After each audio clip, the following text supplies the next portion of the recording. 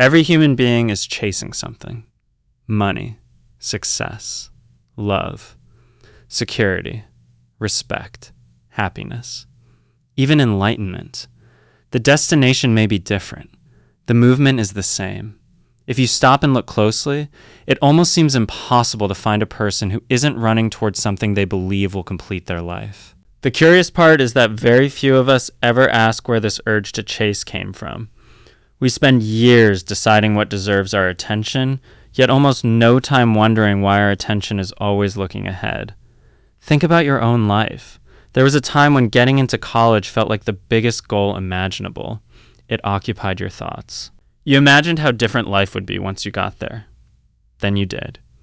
For a little while, it felt satisfying. Soon enough, another goal quietly took its place. A career became important, then financial security, then recognition, then relationships, then perhaps building a family, then creating a comfortable future. Every stage of life introduced another destination. Looking back, you can probably see that the scenery kept changing, yet the feeling of moving towards something remained exactly the same. Most of us simply call this life. I wonder if it is. Imagine arriving in a city where everyone is running. They are simply running because that is what everyone else is doing. Nobody questions it. After a few hours, standing still begins to feel uncomfortable. After a few days, you start running too. After a few years, you no longer remember there was ever another way to live. Habits have a remarkable quality. The longer we repeat them, the less we question them. Perhaps the movement of the mind works in exactly the same way. From childhood, we are encouraged to move toward the next achievement, study harder, work harder, earn more, become more. Improve yourself. Keep going. None of these things are wrong in themselves. The question is whether we have become so accustomed to movement that we mistake it for our natural state. Have you noticed how the mind almost always speaks in the future? Once I graduate, once I get the job, once I buy the house, once I earn enough, once I find the right partner, once life settles down. Sometimes the words change. Once I meditate consistently, once I become more spiritual, once I finally awaken. The sentence is different. The promise is the same. Then I'll finally be complete.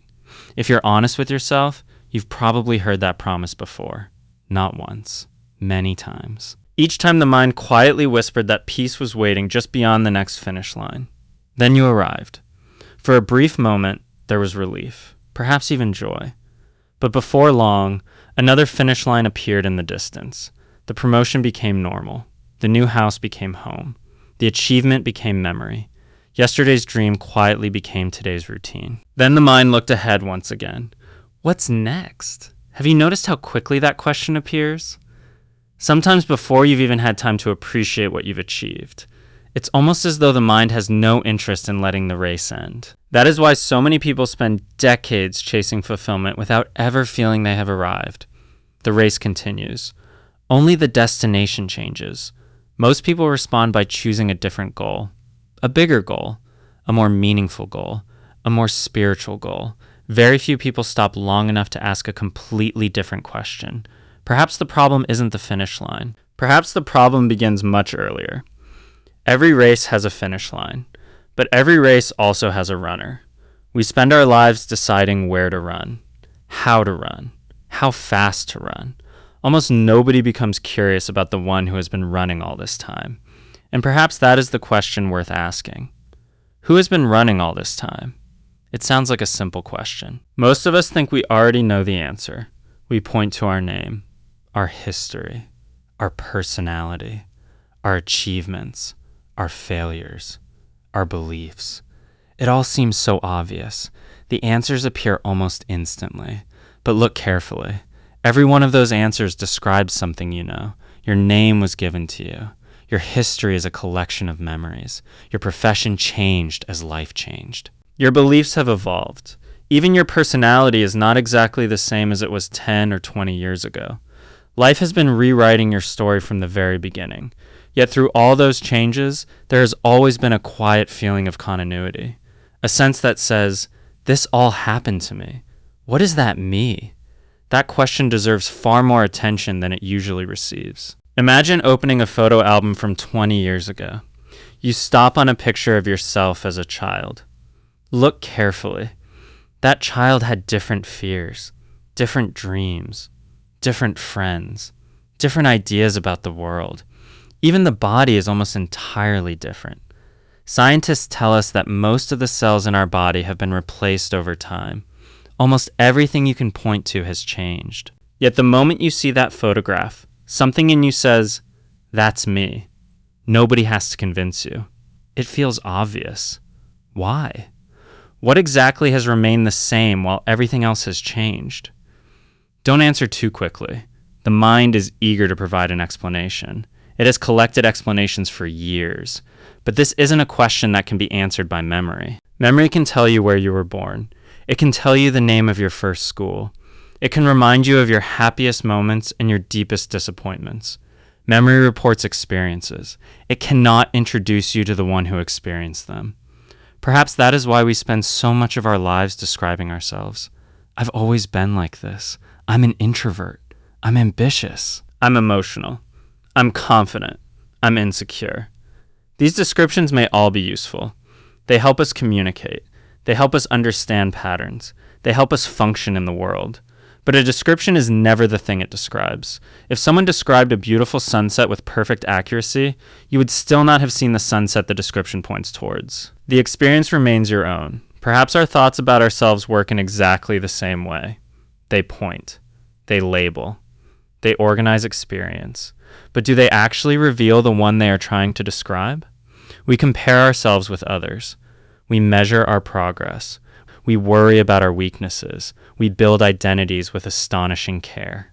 Some identities are built around success, some around failure, some around intelligence, some around kindness, some even around being spiritual.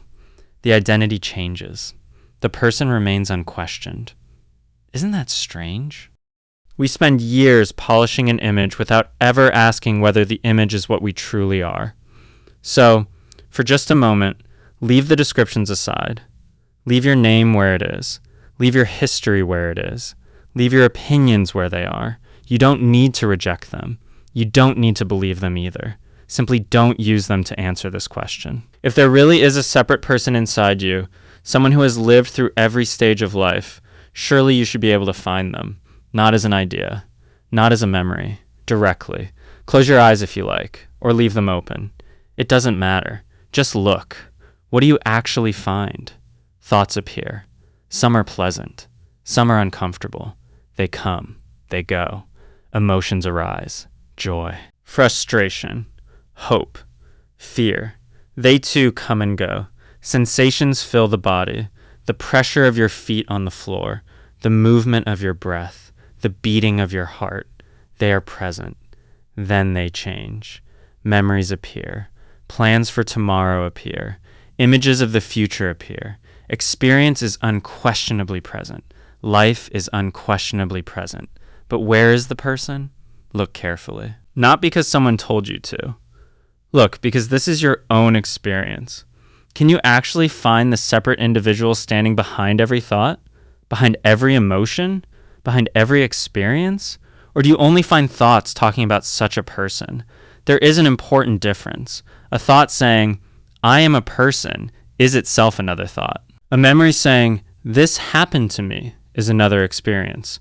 An image of yourself is another experience. The question remains exactly the same. Where is the one all these experiences are referring to? Stay with that question. Don't rush to answer it. Some questions are valuable because they produce answers.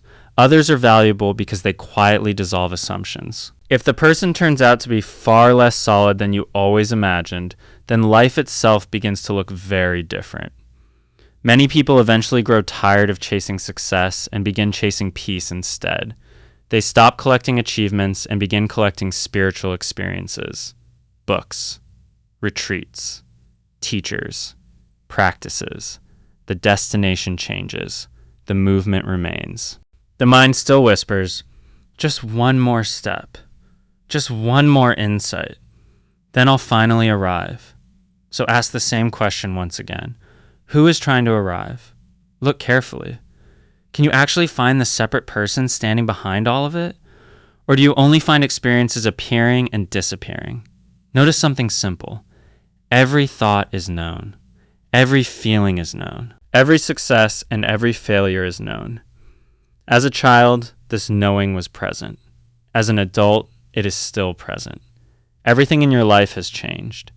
Yet this quiet knowing has remained untouched by every change. Perhaps that is what has been overlooked from the very beginning. For years, attention has been fixed on the finish line, the next achievement, the next relationship, the next version of yourself. Meanwhile, what has always been present required no chasing at all. So the next time the mind says, I'll finally be complete when... Pause. Don't believe it. Don't fight it. Simply turn your attention toward the one who feels incomplete. Look patiently. Look honestly. Sometimes an illusion doesn't disappear because we destroy it. It disappears because we finally see it clearly. Freedom isn't waiting at the end of the race. As long as you believe it is somewhere ahead, the race will never end.